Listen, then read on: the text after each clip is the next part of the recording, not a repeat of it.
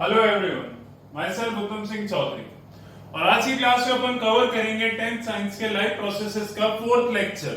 यानी आज की क्लास में मैं आपको क्या पढ़ाऊंगा। देखिए, लास्ट क्लासेस की अगर बात करें तो लास्ट क्लास में अपन ने पढ़ा था न्यूट्रिशन इन एनिमल्स, जिसमें अपन ने ह्यूमन बींग्स के बारे में पढ़ा था।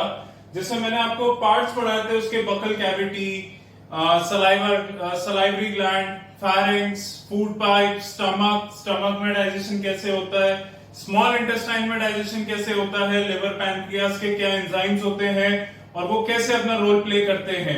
देन मैंने आपको पढ़ाया था कि लार्ज इंटेस्टाइन में फूड का क्या काम होता है, कैसे लार्ज इंटेस्टाइन काम करती है, ये फूड पूरी बॉडी में कैसे ट्रांसपोर्ट होता है, लास्ट में एनस के थ्रू होते हुए वेस्ट प्रोडक्ट बॉडी से रिमूव आउट हो जाते हैं। नाउ लास्ट की क्लास में अपन ने ये पढ़ा था, न्यूट्रिशन का ओवरऑल मोटिव अपन ने ये पढ़ा था कि न्यूट्रिशन से फूड डाइजेस्ट होने के बाद जो ग्लूकोज होता है C6H12O6, ये ग्लूकोज बॉडी के हर सेल के पास पहुंच जाता है। यानी बॉडी में फ्रॉम हेड टू टो जितने सेल्स प्रेजेंट है सबके पास ये ग्लूकोज प्रेजेंट होता है। नाउ अब बारी आती है रेस्पिरेशन की, कि रेस्पिरेशन में ऐसा क्या होता है। अभी न्यूट्रिशन फूड डाइजेस्ट कर लिया है, फूड में से ग्लूकोज डिराइव हो चुका है, इसका ये मतलब नहीं कि बॉडी में एनर्जी आ चुकी है। नो, बॉडी को न्यूट्रिशन मिल चुका है, एनर्जी प्रोड्यूस करने का काम करेगा respiration. So what is respiration? It is an oxidative process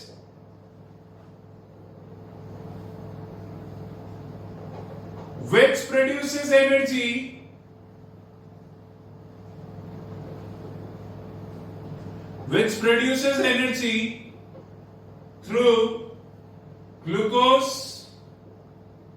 present in our cells। यानी रेस्पिरेशन एक वो ऑक्सीडेटिव प्रोसेस है जो एनर्जी प्रोड्यूस करता है from the glucose. So food eat कर लिया, वो डाइजेस्ट हो गया, डाइजेस्ट होने के बाद सेल्स तक पहुंच गया, यानी वो सिर्फ फूड पहुंचा है, न्यूट्रिशन मिला है। अब उस फूड से जब तक रेस्पिरेशन होके एनर्जी प्रोड्यूस नहीं होगी वो फूड कोई काम का नहीं है। नाउ रेस्पिरेशन में क्या होता है, देखिए यहां पे दो टर्म्स, पहली आती है ब्रीथिंग, दूसरा आता है रेस्पिरेशन। सो ब्रीथिंग और रेस्पिरेशन में क्या डिफरेंस है? Breathing is just inhale and exhale of gas. What is breathing? Just is the inhaling of oxygen, exhaling of carbon dioxide. So inhale and exhale, this is called as breathing. What is respiration? It is an oxidative process. It deals with the chemical process in the body. So now what happens? अब मैं आपको इसको एक lemon, एक common language में आपको समझाना चाहूंगा। What is respiration? देखिए, आपने इनहेल करा ऑक्सीजन, ऑक्सीजन आपके नॉस्ट्रिल्स, फेरिंक्स, विंड पाइप के थ्रू होते हुए दोनों लंग्स में पहुंच जाती है। जो लंग्स प्रेजेंट होता है बैकवर्ड और फॉरवर्ड दोनों साइड में, रिब्स के जस्ट बिलो, ऑक्सीजन वहां तक पहुंची, वो ऑक्सीजन ब्लड में ट्रांसफर हो जाती है। ब्लड के थ्रू वो ऑक्सीजन अपने बॉडी के हर सेल में पहुंचती है, और हर सेल में पहुंचने के बाद क्या होता है वो मैं आपको समझा देता हूं। अब बोर्ड पे आप ढंग से देखिएगा। अपन ने ऑक्सीजन इनहेल की, अपने nostrils, pharynx, windpipe, lungs, oxygen पहुंची। देन ऑक्सीजन ब्लड में ट्रांसपोर्ट हुई, और ब्लड में ट्रांसपोर्ट होके वो हेड टू टो हर सेल के पास ऑक्सीजन गई। नाउ ग्लूकोज पहले से वहां पे प्रेजेंट था,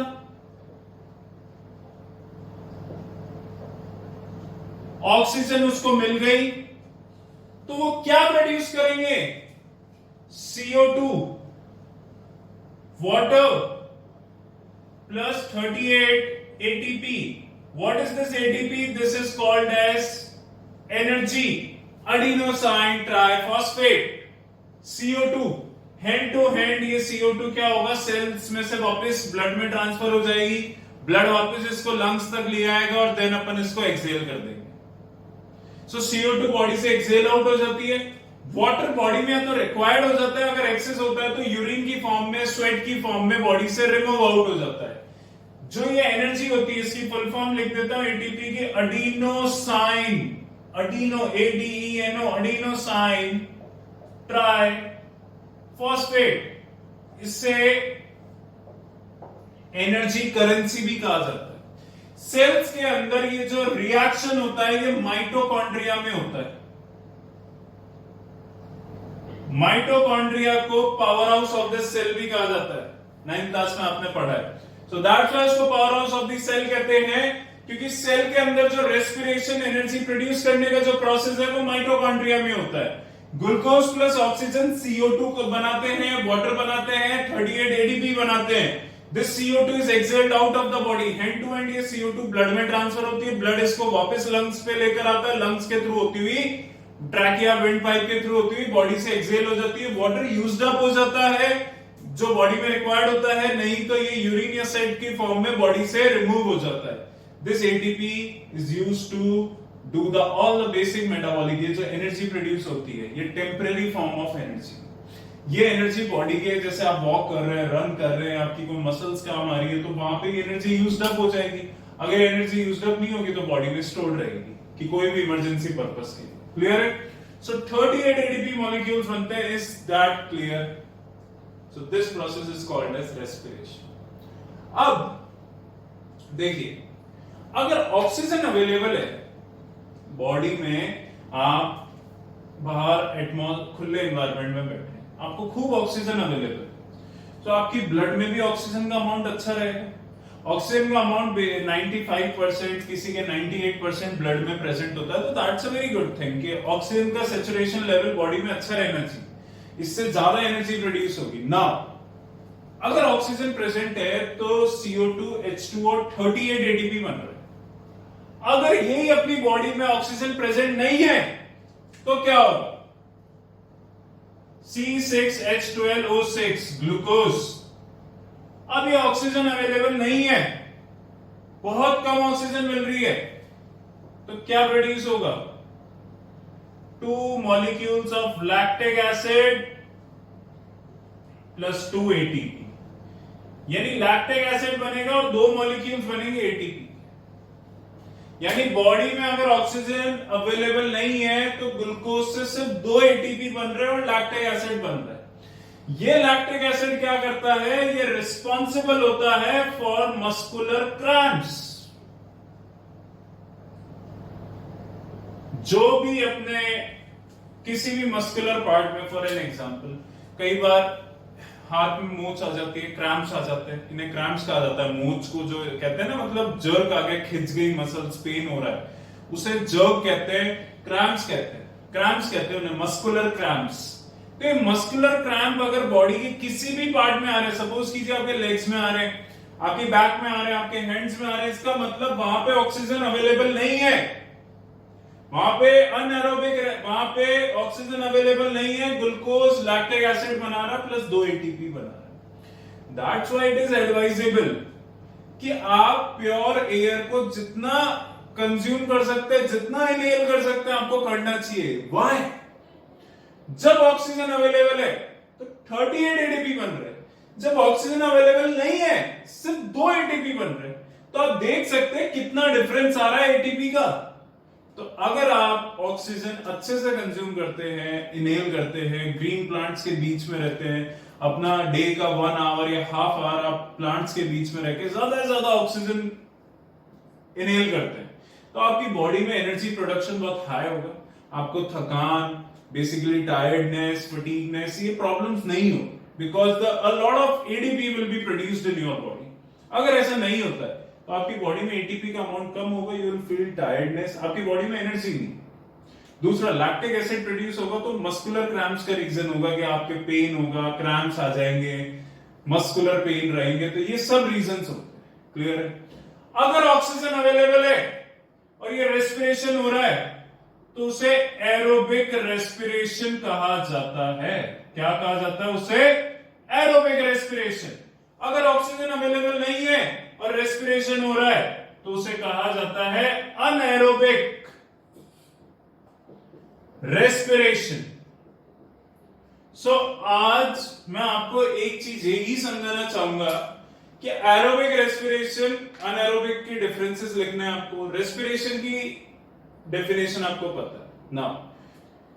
टेबल बनाइएगा कॉपी में, नोट्स बनाओ जब। Aerobic anaerobic, so what is aerobic respiration? The respiration in which a large amount of oxygen is present. What is anaerobic respiration? The respiration in which very limited or very less amount of oxygen is available. दूसरे difference की बात करते हैं। Incomplete oxidation takes place due to which only 2 ATP is formed. Aerobic में लिखेंगे complete oxidation of glucose takes place due to which 38 ADP molecules are formed. Third difference लिखेंगे the byproducts are CO2 and H2 in aerobic respiration, और anaerobic में लिखेंगे the byproducts are lactic acid which are responsible for the muscular cramps in the body. Is that clear? ये तीन differences हो गए, ये दोनों के reactions हो गए। अब एक चीज और सुन लीजिए, ये तो सेल्स की बात हो गई। अगर कोई प्लांट होगा और उसको ऑक्सीजन, प्लांट्स भी रेस्पिरेशन करते हैं, वो भी अपनी एनर्जी प्रोड्यूस करते हैं। अगर प्लांट्स के अंदर ग्लूकोज प्रेजेंट है, ये मैं ईस्ट का एग्जांपल ले रहा हूं, तो आपका glucose in absence of oxygen क्या बनाएगा? Ethanol, C2H5OH plus CO2 plus वही 280, यानी इथेनॉल बनने लग जाता है प्लांट्स के अंदर, ईस्ट के अंदर, अगर वहां पे ऑक्सीजन अवेलेबल नहीं है। यानी वो फ्रूट्स, वो जो फ्रूट होता है या फिर वो जो वेजिटेबल होता है वो सड़ने लग जाता है। इससे बेसिकली काम में लिया जाता है बेवरेजेस, अल्कोहलिक बेवरेजेस को बनाने के लिए। इंडस्ट्रियल मैन्युफैक्चरेशन है ये, कि आगे मैं पढ़ाऊंगा कार्बोनेटेड कंपाउंड्स में कि जो अल्कोहलिक कंपाउंड्स होते हैं, जो अल्कोहलिक बेवरेजेस ड्रिंक्स होती हैं, वो कैसे बनाई जाती है। तो वो इस प्रोसेस का दूसरा नाम होता है फर्मेंटेशन। फर्मेंटेशन मतलब होता है फर्मेंट करना, उसको सड़ाना है बेसिकली, हिंदी में आप कहेंगे फर्मेंट करना। उससे इथेनॉल प्रोड्यूस होती है, CO2 प्रोड्यूस होता है। क्लियर है क्या? सो ये एरोबिक रेस्पिरेशन में आप ये कह सकते हैं कि ग्लूकोज पहले बनेगा, ग्लूकोज सबसे पहले होगा 6 मॉलिक्यूल, मतलब कार्बन के 6 मॉलिक्यूल। फिर पायरुवेट बनेगा, पायरुवेट 3 मॉलिक्यूल्स होते हैं, और एक पायरुवेट के बाद 3 चीजें होती है।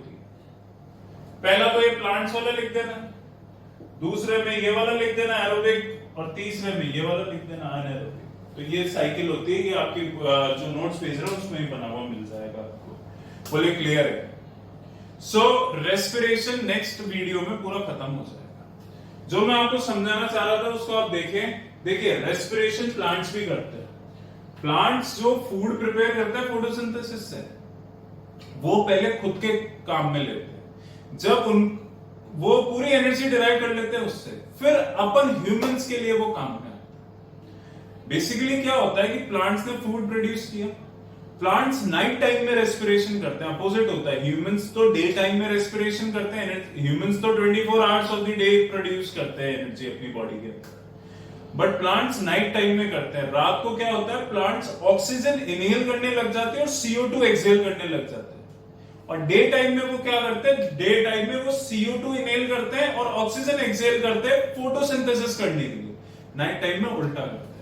So basically respiration is a process जो फूड अपन ने न्यूट्रिशन कंज्यूम करा है उससे एनर्जी कैसे प्रोड्यूस करें। ग्लूकोज का जब तक ऑक्सीडेशन नहीं होगा तो ना तो CO2 प्रोड्यूस होगा, ना वाटर प्रोड्यूस होगा, ना एनर्जी प्रोड्यूस होगी। Is that clear? That's why it is very much advisable. देखिए मैंने आपको न्यूट्रिशन में पढ़ाया, आपको एडवाइजेबल होता है कि फूड च्यू करके कंज्यूम करना चाहिए, क्योंकि सलाइवा बहुत इंपॉर्टेंट रोल प्ले करता है डाइजेशन में। दूसरा ये कहते हैं खाना खाने के जस्ट बाद में कभी पानी नहीं पीना चाहिए। खूब सारा रीजन, आपका फूड स्टमक में पेप्सिन अपना काम कर रहा है, HCl अपना काम कर रहा है। आप ज्यादा वाटर कंज्यूम कर लेंगे तो वो फूड डाउनवर्ड पुश हो जाएगा और बिना डाइजेस्ट हुए, बिना कंप्लीट डाइजेस्टेड हुए। इसलिए एडवाइजेबल होता है कि इसलिए पानी नहीं पीना चाहिए। आप खाना खाने के बीच में बहुत सारा पानी पीते हैं, वाई? वो नुकसानदायक है आपके लिए, बिकॉज वो फूड डाइजेस्ट नहीं होने देगा। ये चीज समझ में आ गई? दूसरा, रेस्पिरेशन में आपको ये हमेशा ही कहा जाता है कि आपको फ्रेश एयर में ब्रीथ करना चाहिए, रूम्स पैक करके नहीं रखने चाहिए, विंडोज को ओपन करके, गेट्स को ओपन करके, थोड़ा वेंटिलेशन प्रॉपर होना चाहिए रूम्स में। बट अपन ये सब मजाक समझते हैं, उसका रीजन ये होता है बेटा कि अगर ऑक्सीजन अवेलेबल है तो रेस्पिरेशन में एनर्जी ज्यादा प्रोड्यूस होगी, ऑक्सीजन अवेलेबल नहीं है तो एनर्जी भी कम प्रोड्यूस होगी, प्लस ये लैक्टिक एसिड की वजह से आपकी बॉडी में क्रैम्प्स आने लग जाएंगे, आपकी बॉडी में मस्कुलर क्रैम्प्स आएंगे, पेन होगा। That's why it is. So इसको पढ़े अच्छे से, और बायोलॉजी आप पढ़ रहे हैं तो एक चीज का हमेशा ध्यान रखें कि ये प्रैक्टिकली आपकी लाइफ में कैसे यूज हो सकती है। इसको डे टू डे लाइफ में आप ऑब्जर्व कर सकते हैं, इसको यूज कर सकते हैं। होम साइंस, होम जो साइंस होती है दैट की जो डेली लाइफ में अपन एक बेसिक साइंस यूज कर रहे हैं, that's very much important for your life. Because जरूरी नहीं है 11th में सब साइंस लेते हैं, कई कॉमर्स भी लेते हैं, आर्ट्स भी लेते हैं, but basic science is necessary for you. Is that clear? Thank you so much.